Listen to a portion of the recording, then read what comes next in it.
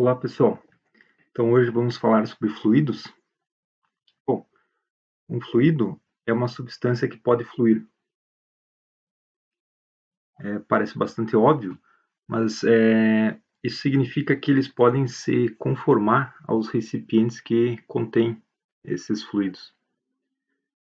E isso ocorre porque os fluidos eles não resistem a tensões de cisalhamento. Em outras palavras, eles exercem forças apenas na direção perpendicular ou normal a esses recipientes, as paredes destes recipientes.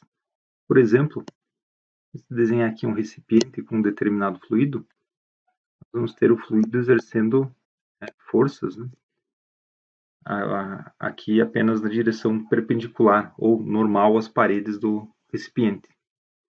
Se nós tivermos aqui um outro recipiente, também aqui as forças vão ser apenas normais.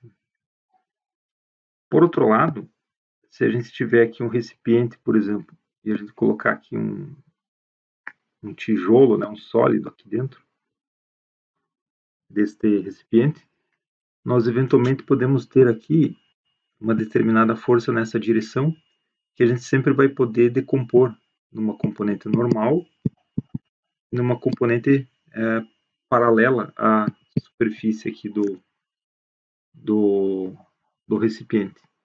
Nesse outro ponto de apoio aqui também, nós podemos ter uma componente de força ou de tensão, e aqui nós temos uma componente de força paralela à superfície e outra perpendicular. Bom, essa componente paralela aqui, também conhecida como componente cisalhante, ela não aparece no caso dos fluidos, né? Então, dessa forma, nós podemos caracterizar, né, ou definir o fluido. Então, vamos passar aqui apresentando algumas questões elementares e depois vamos fazer alguns problemas. Bom, se nós temos aqui um determinado fluido, nós podemos aqui isolar um pedacinho do fluido que tem um determinado volume e também tem uma determinada massa, e neste elemento de volume nós podemos então definir a densidade como sendo esse ΔM pelo ΔV. Bom, se o fluido for homogêneo,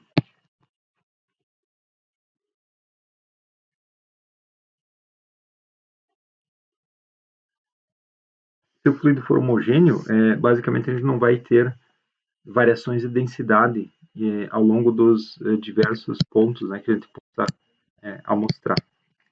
Não vamos ter nenhuma variação de densidade ao longo do fluido. Neste caso, nós podemos pegar a densidade como sendo a massa total do fluido dividido pelo volume total do fluido. E esse fluido, ele também vai exercer aqui forças na direção perpendicular aqui à superfície, ou paralelo à normal da superfície, de modo que a gente possa definir a pressão exercida pelo fluido em cada ponto como sendo a força dividido pela área. Se for um fluido homogêneo, a gente pode pegar a área total e a força total e dividir aqui pela área total para achar a pressão. Bom, a força ela tem unidade de Newton e a área de metros por quadrado, né? Então, aqui é definido como sendo Pascal. A questão de conversão, né? 1 atm é igual a 1, mais especificamente 1,01. Deixasse aqui até a segunda casa depois da vírgula, vezes 10 na 5 Pascal. Isso aqui também é igual a 760 torr, ou torcelli, que são a pressão exercida por uma coluna de mercúrio de 760 milímetros de altura ao nível do mar. Bom, aqui eu tenho algumas densidades A critério de curiosidade, né, aqui nós temos a densidade do ar, que é 1,21 kg por metro cúbico, né, a uma atmosfera e 20 graus. Nota então que em um metro cúbico de ar ele tem aí, né, uma massa de 1,21 kg. Tem alguns outros casos, né? Por exemplo, aqui a água, a pressão atmosférica a 20 graus, tem uma massa aqui próxima de 1 grama por centímetro cúbico, né? Ou 1.000 quilos por metro cúbico. Já o gelo tem uma densidade aqui um pouquinho menor. E a água salgada aqui uma densidade um pouquinho maior. Maior que 1.000 quilos por metro cúbico. Bom, isso explica porque o gelo flutua, né? Ou seja, no caso da água, vamos ter o iceberg aqui flutuando, né? Uma parte com a ponta do iceberg aqui exposta. De maneira semelhante aqui algumas pressões, a critério de curiosidade, né? Aqui no centro do Sol, centro da Terra, são pressões elevadíssimas. Claro que essas pressões não são aferidas in situ, né? Mas elas são calculadas, né, a partir dos dados, né, que temos disponibilidade. Também aqui o melhor vácuo já feito em laboratório, né, 10 menos 12 pascais. Bom, um primeiro exemplo elementar aqui, vamos imaginar que a gente tem a nossa sala, ou o quarto onde vocês estejam, enfim. Você pode então calcular a massa de ar e o peso que aquele ar exerce, né, no piso, a partir das dimensões da sala. Uma sala aqui que tem 3,5 metros, 4,2 metros por 2,4 metros de altura, está repleta de ar, a uma atmosfera. Então, nesse caso, o peso total vai ser dado pela massa vezes a gravidade, onde a massa é a densidade do ar vezes o volume. A densidade, então, é 1,21 kg por metro cúbico vezes o volume, que então é 3,5 metros vezes 4,2 metros vezes 2,4 metros. Então, o peso, nós vamos ter aqui que a massa vezes a gravidade. Substituindo esses valores aqui, a gente já pode escrever direto aqui a massa como sendo 42,7 quilos. E o peso, então, fica 42,7 kg vezes 9,81 metros por segundo quadrado.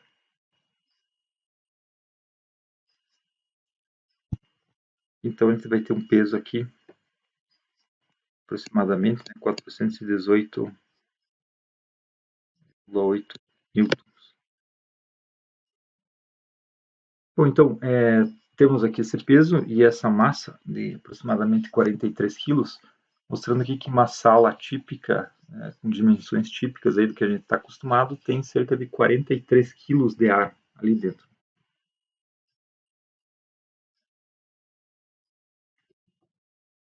Bom, seguindo, temos aqui um outro exemplo que representa a seguinte situação. Você tem um recipiente fechado, que ele é parcialmente evacuado e ele tem uma tampa com uma dada dimensão, né? Uma dada área. E se a força que precisa ser aplicada nesse recipiente para remover a tampa é 480 newtons, que é dado uma pressão atmosférica, então é perguntado qual é a pressão no interior do recipiente. Bom, então, esse é aquele problema típico, né, você pode comprar aqueles, né, frascos, né, no mercado, que ele vem parcialmente evacuado, e só que ao invés de abrir a tampinha pequena de borracha para entrar ar, você vai fazer um experimento diferente.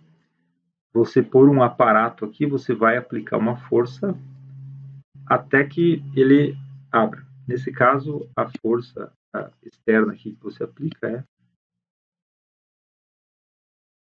480 newtons. A área aqui, a área é 77 vezes 10 na menos 4 metros quadrados, que é 77,00, porque a vírgula estava aqui, né? Então você passa 1, 2, 3, 4. 0077 metros quadrados.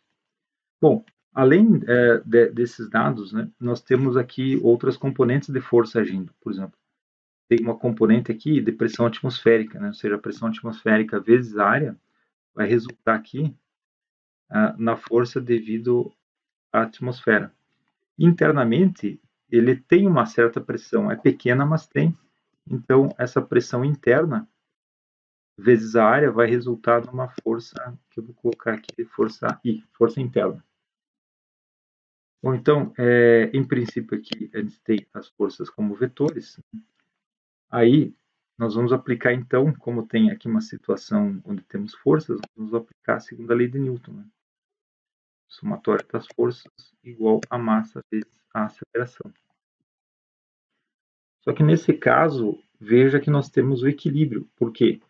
Porque no momento onde acontece a abertura, nós não estamos considerando que tem uma força líquida, ou seja, a força é somente o suficiente para abrir, para estar ali no momento da abertura do pote. É a força mínima necessária para abrir o pote. Então, nesse caso, na divisão aqui, nós temos somatório das forças igual a zero, situação de equilíbrio. Então, somatório das forças igual a zero. Nesse caso, as forças... vamos colocar aqui unidimensionalmente para ficar mais fácil. Aqui, se a gente colocar uma dimensão x para esse lado, todas as forças que apontam na direção x, a gente vai colocar então como positivas. Nesse caso, unidimensional.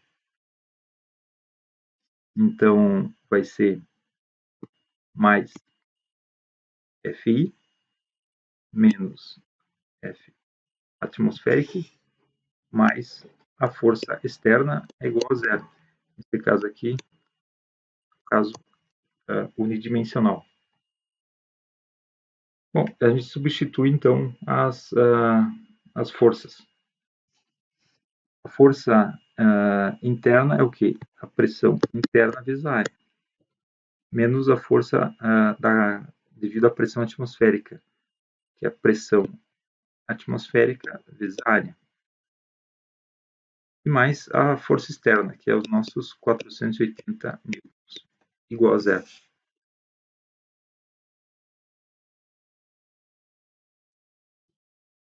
Ou então, simplesmente a gente vai aqui igualar, então, isolar a pressão interna.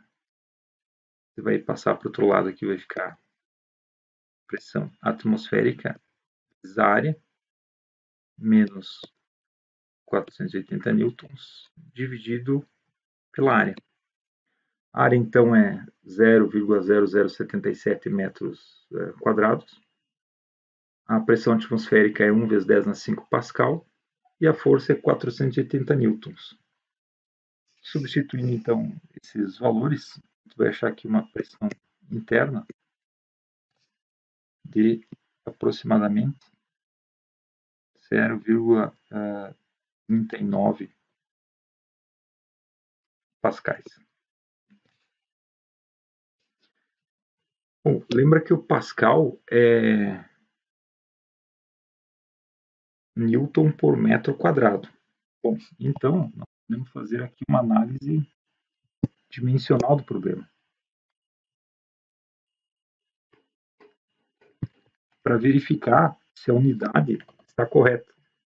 Se a unidade não estiver correta, é um primeiro indício muito forte de que o problema está errado. Bom, então temos aqui a pressão, que é Pascal, que é Newton por metro quadrado, ela é igual à pressão vezes a área, que tem unidade de força. Então, a pressão é Newton por metro quadrado vezes a área, que a área é metro quadrado, menos Newton dividido pela área, que é metro quadrado.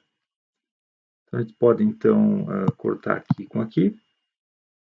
Nós vamos ter Newton, a unidade de Newton, um número que vai ser em Newton, menos um outro número em Newton. Vai dar algum número em Newton, dividido por metro quadrado. Então, nós temos aqui a unidade de Pascal realmente, enfim, Pascal, mostrando que tanto a unidade está certa quanto, enfim, o valor tem aí de pouco mais de 1/3, né? 1/3 da pressão atmosférica dentro do pote.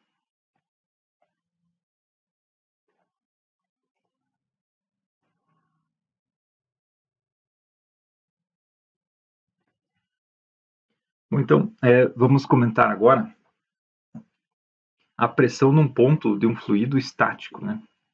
Ou seja, temos um recorte aqui nessa figura, um recorte de um pedacinho do fluido, onde esse pedacinho de fluido ele está em equilíbrio, ou seja, ele tem esse recorte aqui imaginário, né? Ele tem uma determinada massa, portanto, tem uma determinada força-peso atuando nele, e também tem componentes da pressão devido ao fluido onde ele está imerso. Então, vai ter uma componente de força devido à pressão da parte inferior, e vai ter também uma componente de força devido à pressão dessa quantidade de água que está em cima. Né? Ou seja, vamos chamar esse aqui então de F1 e esse aqui de F2. Bom, aplicando a segunda lei de Newton para esse pedacinho de água, para esse recorte, nós temos então que o somatório das forças é igual a zero se ele está em equilíbrio. É igual a zero, né? Então nós podemos somar as componentes de força. Aqui no caso unidimensional, a gente vai ter F2 igual ao F1 mais mg. Bom, substituindo as forças pela área da base, né? A área do topo e a área da base desse pedacinho, nós vamos ter aqui a força 1 como a pressão 1, que é a pressão aqui no topo, vezes a área do topo, e a força 2 como a pressão na base, vezes a área da base. E a massa aqui da força-peso, nós podemos substituir pela densidade da água, ou a densidade do fluido, né? Vezes o volume. O volume, no caso, o volume do pedacinho.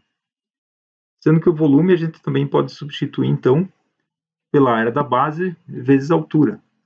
No caso aqui, seguindo esse desenho, né, com y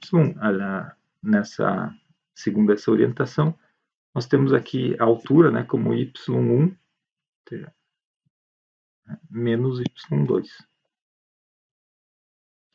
Bom, então, substituindo tudo aqui, nós vamos ter aqui que pressão 2 vezes a área é igual a pressão 1 vezes a área, mais a densidade, a área, a gravidade vezes a altura.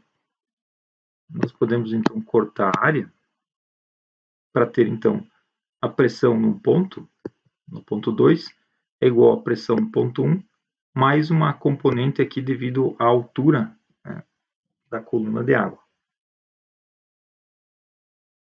Bom, se esse ponto aqui, y1, ele está na superfície, né, segundo o sistema de coordenadas aqui está em zero, né, você pode fazer y1 igual a zero, e a gente vai ter apenas a componente y2. Ou seja, a gente vai ter a pressão no ponto 2 é igual à pressão atmosférica mais ρgh. H é a altura, né? Ou seja, a profundidade na qual você submergiu no fluido. Segundo a nomenclatura aqui, né, usado anteriormente, seria o Y2. Então, pressão A pressão numa dada profundidade do fluido é a pressão atmosférica mais a densidade vezes a gravidade vezes a altura da coluna de água.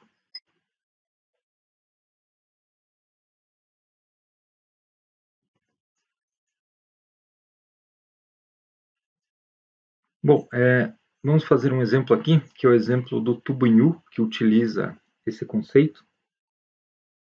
Aqui nós temos aqui um tubo em U, onde nós colocamos água, e depois, em uma das aberturas, a gente coloca óleo até uma determinada altura. Nesse caso, é o caso do equilíbrio estático, ou seja, embora no início, logo que você coloca o óleo, ele possa ficar oscilando um pouco, ele amortece e fica parado em uma dada posição. Você pode medir a altura da coluna de água e a altura aqui da coluna de água até o topo da coluna de óleo. No caso, né, D mais L, né, seria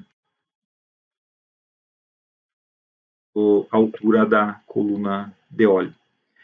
Bom, aqui é facilmente mesurável, né, as quantidades. No caso, que tem um problema do livro que estabelece aqui algumas dimensões. E normalmente que é usado esse sistema para aferir a densidade de um dado fluido. Por exemplo, se a gente tem aqui a água ou, enfim, qualquer outro fluido com uma densidade conhecida, você pode medir a densidade do outro fluido. Então, nesse caso aqui, nós temos equilíbrio, né? Então, nesse caso aqui, a somatória das forças é igual a zero. Nós temos uma situação de equilíbrio. Bom, nesse ponto aqui da interface e nesse ponto aqui na mesma altura do ponto da interface água-óleo, as pressões vão ser iguais. Ou seja, aqui a pressão, vamos chamar aqui de pressão 1 e aqui a pressão 2 vão ser iguais. Ou seja, a gente vai ter aqui no equilíbrio, então, as forças nesses dois pontos vão ter intensidades iguais.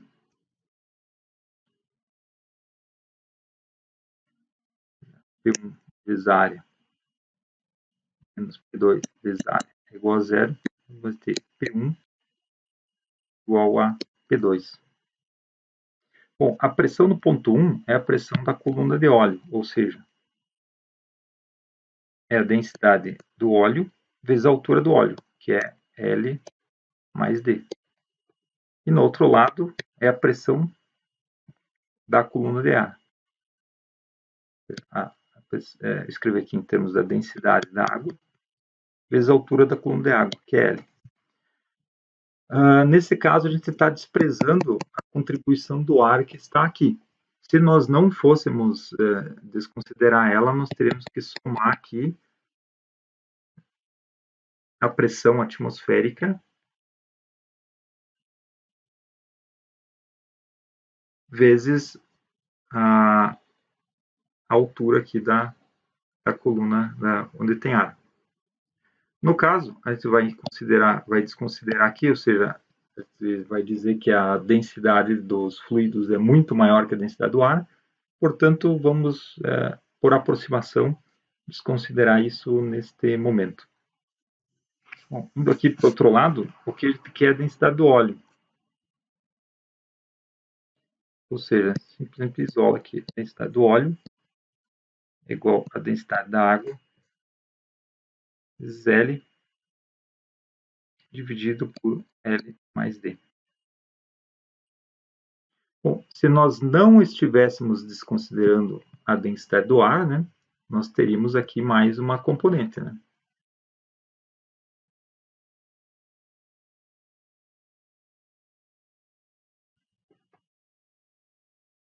Então, vamos seguindo. Aqui temos um barômetro de mercúrio.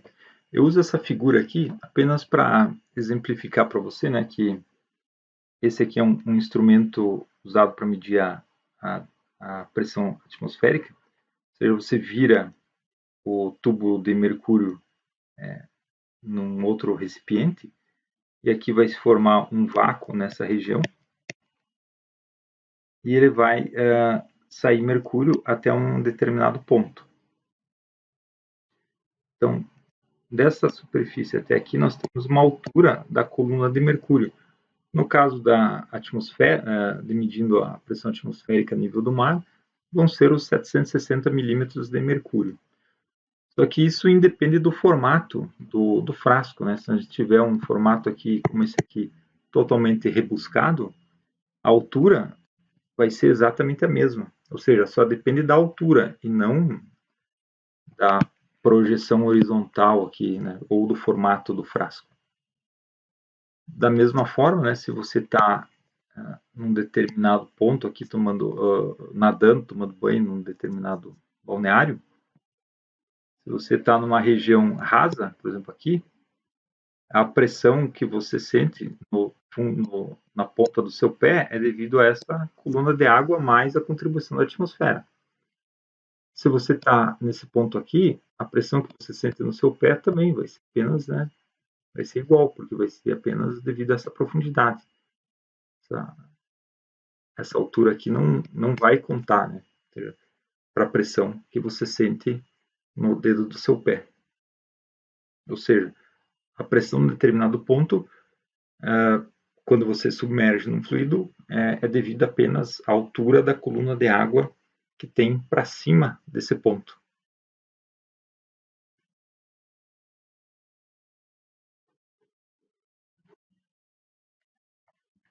Ou vamos seguindo?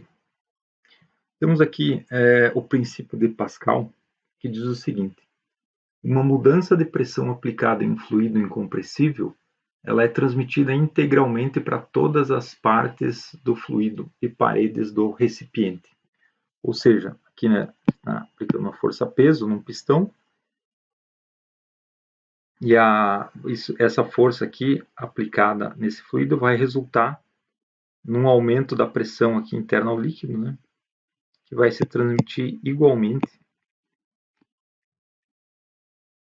para todas as partes, né, todas as paredes aqui, né, do recipiente. Bom, isso é um exemplo prático de aplicação, né, é o elevador hidráulico, ou seja, aqui nós temos um elevador hidráulico, né, esquemático, onde a gente aplica uma força aqui num determinado lado do elevador hidráulico, pode deslocar esse êmbolo aqui até um outro ponto, ele vai ter a subida do êmbolo do outro lado, né, de uma determinada altura. Bom, nesse caso, pelo princípio de Pascal, a força que você aplicou, considerando aqui que o fluido é incompressível, ela vai se transmitir igualmente e vai resultar então no deslocamento do outro êmbolo. Então, igualando a pressão num lado com a pressão no outro, né, a força no lado na entrada aqui do êmbolo, né, dividido pela área da entrada é igual à força do outro lado do êmbolo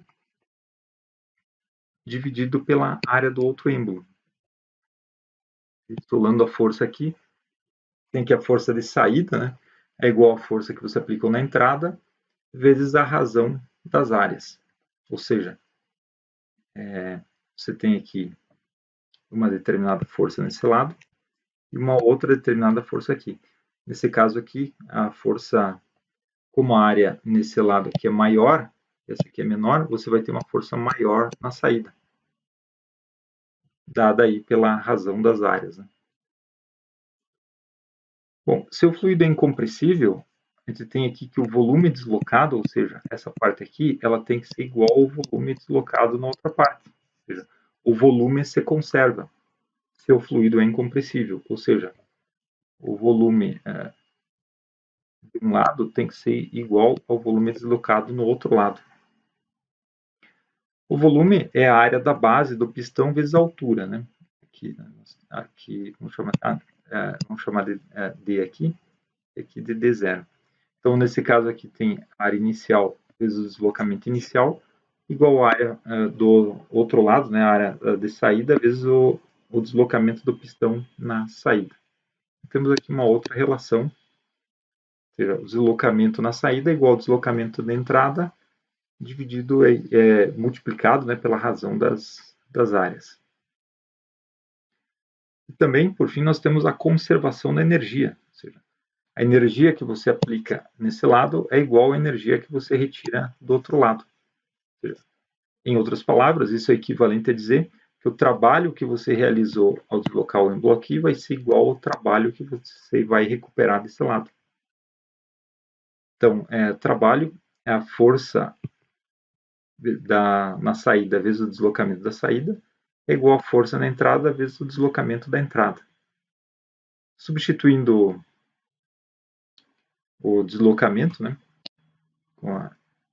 por essa expressão, pode escrever dessa forma aqui.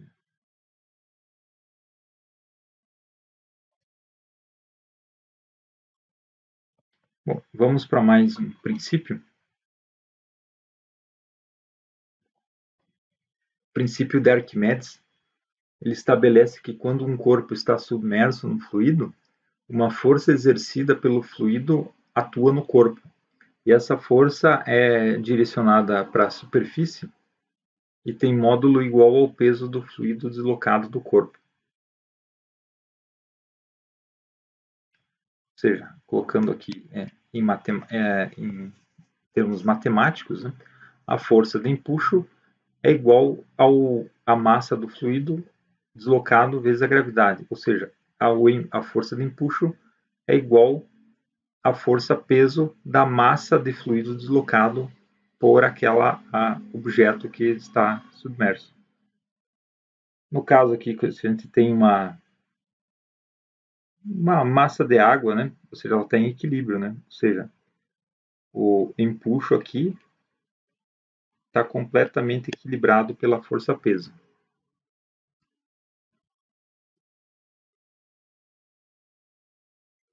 Bom, tem aquele caso ali quando a força-peso está completamente equilibrada pelo empuxo, só que tem outras situações, né? Quando o corpo está flutuando, o empuxo é exatamente igual à força-peso, né, que atua no corpo. Ou seja, nesse caso aqui é quando nós temos o fluido e o objeto está flutuando aqui.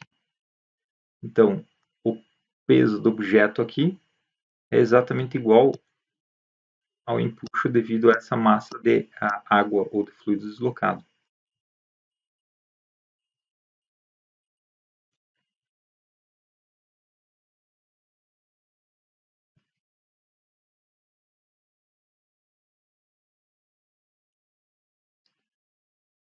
Caso interessante de comentar aqui, né, é do peso aparente de um objeto.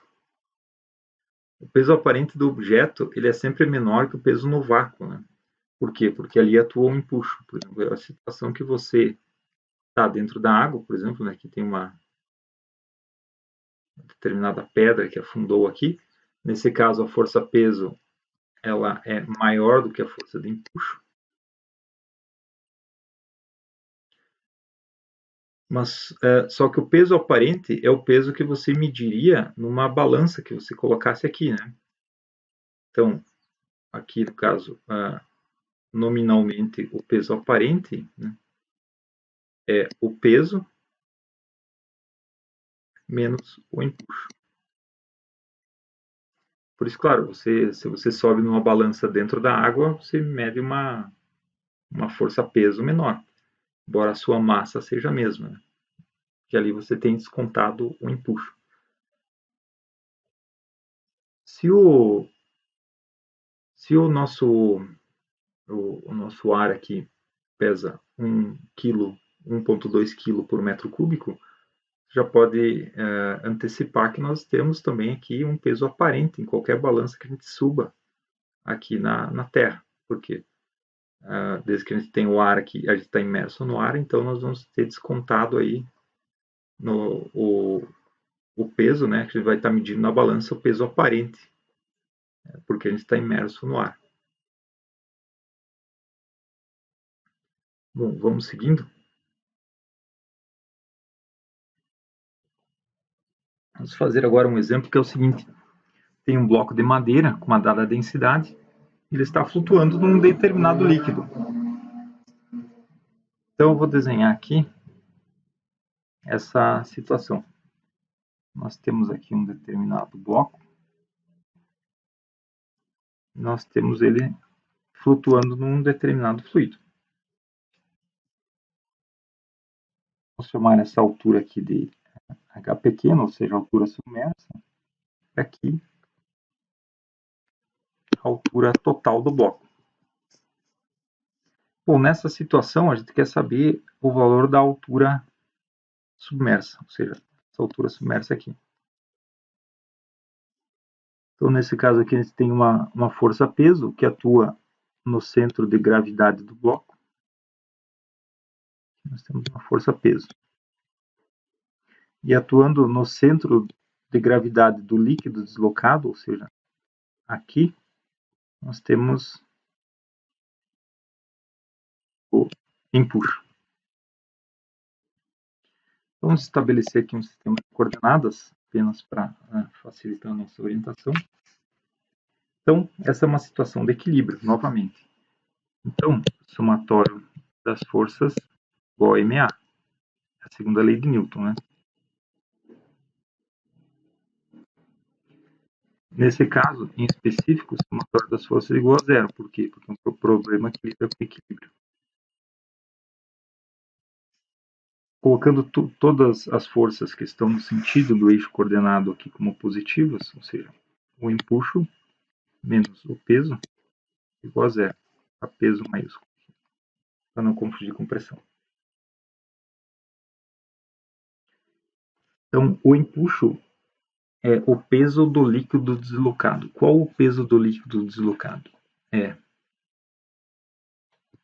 a massa de líquido deslocado vezes a gravidade, menos o peso do bloco, que é a massa do bloco vezes a gravidade, que é igual a zero. Então, nesse caso aqui, a massa do líquido deslocado é a densidade do líquido deslocado, que é água, vezes o volume do líquido deslocado, que é o quê? É a área da face aqui do nosso bloco, né?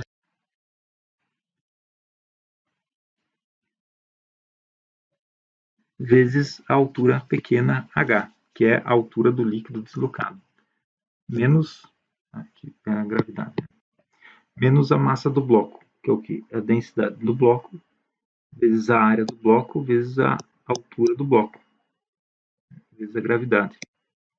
Isso é igual a zero. Bom, aqui dá para ver que a gente pode cortar a gravidade com a gravidade e a área com a área. Ou então, por fim, se a gente isolar aqui o H minúsculo, o Hzinho, vai ficar aqui igual ao H maiúsculo vezes a densidade do bloco dividido pela densidade da água. Ou do fluido em questão, que na verdade não é água, né? É um outro fluido, enfim, qualquer. É passado aqui uma dada dimensão do H, né? A densidade do bloco é 800 e a densidade do outro líquido, que no caso a gente está chamando de água, é 1200. 8 por 4 dá 2, 1200 por 4 dá 3. Então isso fica 2/3 vezes 6 centímetros.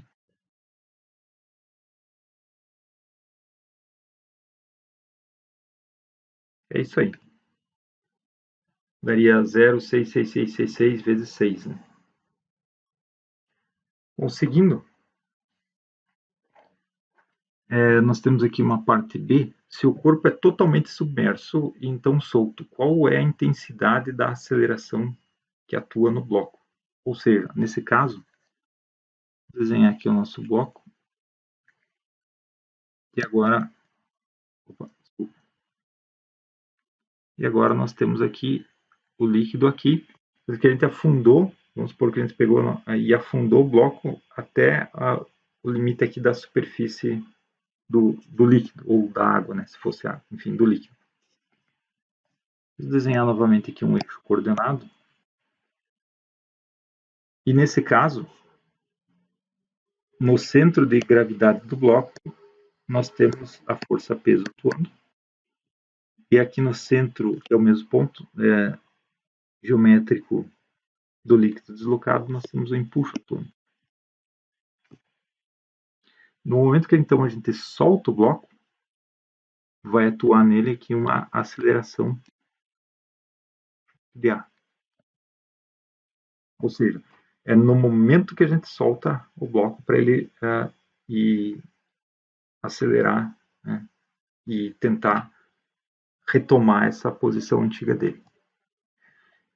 Lembrando que essa aqui é a altura do bloco, é o nosso H. Então, nesse caso, a gente tem a segunda lei de Newton, somatória das forças igual a ma. Nesse caso, veja que a gente tem aceleração, porque é no momento que a gente tira o nosso calço, né, que estava segurando o bloco, a gente vai ter uma aceleração. Pelos eixos coordenados, o que está no sentido do eixo y é positivo. Vamos colocar aqui, então, vamos ter o empuxo unidimensionalmente, né, menos o peso, é igual a ma. Aqui, unidimensionalmente. Então, nesse caso, o empuxo é o quê? É o peso do líquido deslocado. Então, é o peso do líquido deslocado, ou seja, é a massa do líquido deslocado vezes a gravidade. Menos o peso do bloco, que é a massa do bloco vezes a gravidade, é igual aqui a massa do bloco, que vai acelerar, né, vezes a aceleração que ele vai ter. Então, a massa do líquido deslocado é a densidade do líquido deslocado vezes o volume do líquido deslocado, que é a área do topo, né, vezes a altura, vezes a gravidade, menos a massa do bloco, que é a densidade do bloco, vezes a área, vezes a altura, e vezes a gravidade, que é igual a massa do bloco, que a massa do bloco, vezes a área, vezes a altura, vezes a aceleração. Então, nesse caso, a gente pode cortar aqui imediatamente a área, né? Nós também podemos cortar a altura do bloco, né, que é todas a mesma aqui. Então, o que a gente quer é a aceleração. Aqui a gente pode botar em evidência, né, o ρ. Então, a gente vai ter a aceleração, vai ser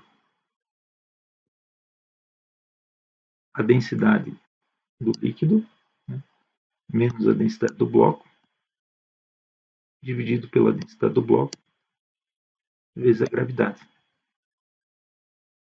A densidade da água é um pouco, ou do líquido, né, é um pouco maior do que a densidade do bloco.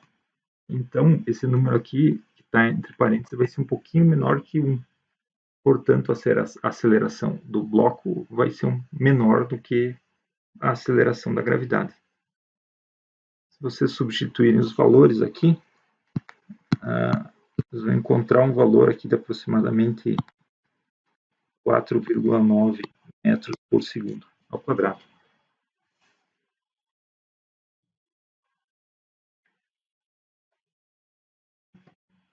Certo? Vamos adiante, então. Bom, temos aqui um problema, que é o problema da represa, né, da barragem. Está muito em moda, né, problemas da barragem, então vamos fazer aqui o exemplo da represa. Vou desenhar aqui a nossa represa, então. É uma represa que tem aqui uma dada altura, ela tem uma dada largura. E aqui, vamos dizer que a água ela vem exatamente até a borda da represa.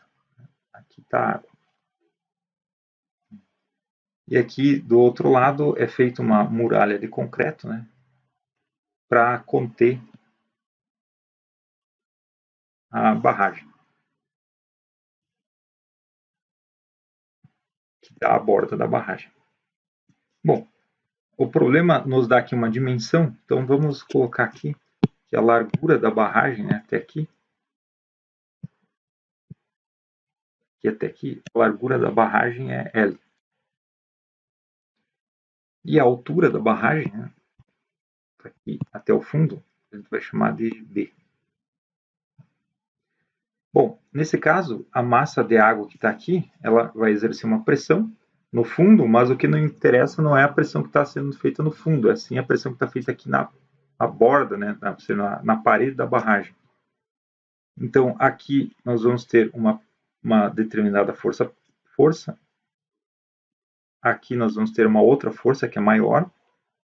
E assim a gente vai indo até a base, onde ele vai ter uma força maior. Por quê? Porque a pressão vai ser maior, né? Então, a força que vai sendo aplicada ali por unidade de área também vai aumentando. Então, presta atenção aqui. Neste caso, a força varia para cada altura, né? Para cada profundidade. Então, cada profundidade aqui, por exemplo, a gente pode estabelecer aqui, daqui para cá, a nossa coordenada y, de cima para baixo. Para cada coordenada y, conforme y vai aumentando, a gente vai ter uma força maior. Ou seja, a força ela é uma função de y. E nesse caso, nós não podemos simplesmente pegar a expressão, pegar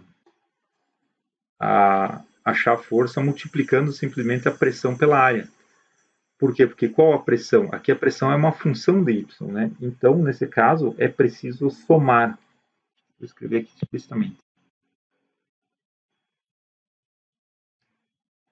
É preciso somar, integrar todas as componentes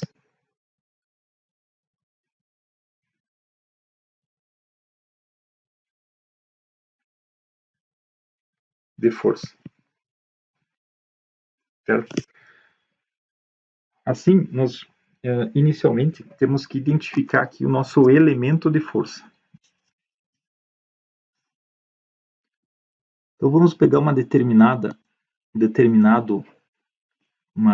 pedacinho aqui um elemento de altura, a gente vai chamar aqui de um diferencial de altura, ou seja, o nosso dy. Esse dy projetado aqui ao longo de toda a barragem, ele vai até o fundo, né? Fazendo aqui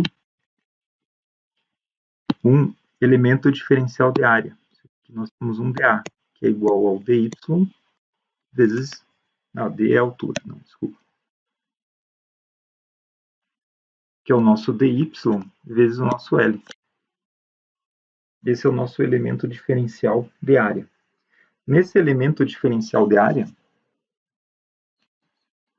atua um elemento diferencial de força, cuja intensidade é dado por o quê? Pela densidade vezes a gravidade vezes a altura, vezes o elemento diferencial de área, L dy. Ou seja, aqui temos um elemento de pressão, né? A pressão naquele ponto, ou seja, aqui nós temos a pressão naquele ponto e aqui o elemento diferencial de área. Então, indo aqui para o lado, o nosso elemento diferencial de força é a pressão vezes o nosso dA. No caso é o dy L dy. A nossa força, então, vai ser a integral da soma desde zero, ou seja, do nível da barragem até o fundo, que é D. Do que? D ρ GL y dy. O GL é constante, integrando y dy, você vai ter que o resultado é y quadrado sobre 2. Então, a força é o GL y ao quadrado sobre 2. Substituindo aqui de 0 a d, vai ter aqui que é o GL quadrado sobre 2. Então a gente pode substituir os valores aqui, né?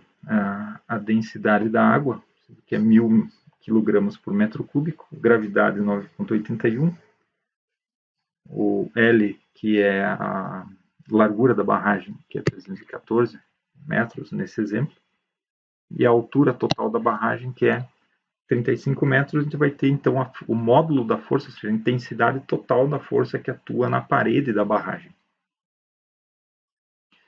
Então nota que justamente pelo fato de que a força aqui na base ela é muito maior, porque a pressão é maior nesse ponto, né?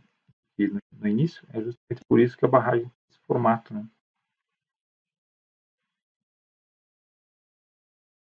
Ou seja, quando nós temos aqui, quando as componentes variam aqui, né, ao longo da dimensão do problema, nós temos que fazer aqui tratar, discretizar, né, e somar todas as componentes. Nesse caso, usando o processo de integração. Ficamos por aqui hoje.